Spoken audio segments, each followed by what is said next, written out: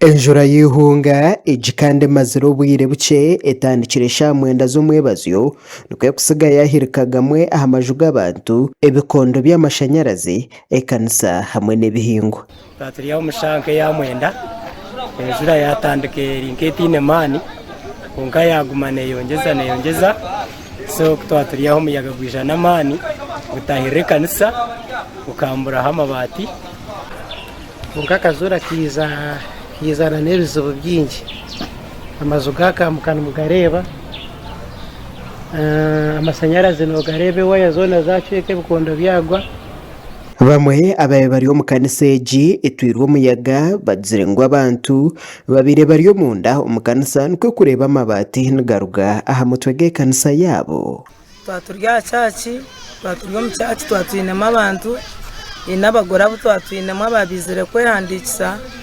n'abashagarazi babo na bishop twatumwinemo na mami Betty kabugumira nawe twatumwinemo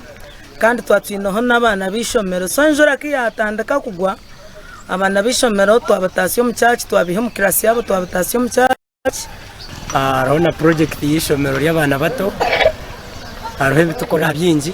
ungatine no muwatunga ubuzibu abana barindwaje umuyaga niho ngakubiyaheza kuha beza kambure kanisa babata ngo gashishikara gonka n'icyombeko cyarga mu position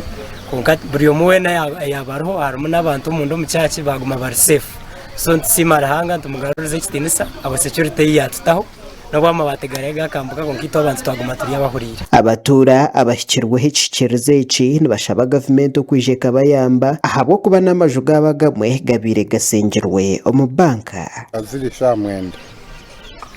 yatandika shamwenda yijana umuyaga ejo yanjye yashenyuka abantu kitwine kuba nitwura ikareba icyatubaho ikatwira minisita wa disasters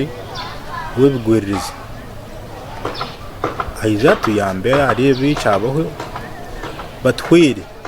inzu keje kuza kugigararaho niyitenge sente zuhurire kandi zo kuboteka tekere